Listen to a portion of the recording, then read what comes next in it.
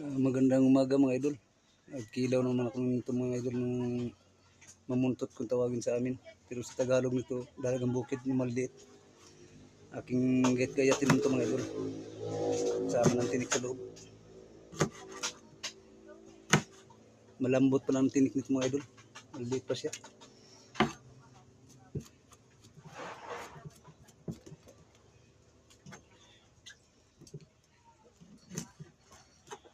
Yan, ay tatanggalin ko lang yung ulo bago hihiwain ko siya ng maliit.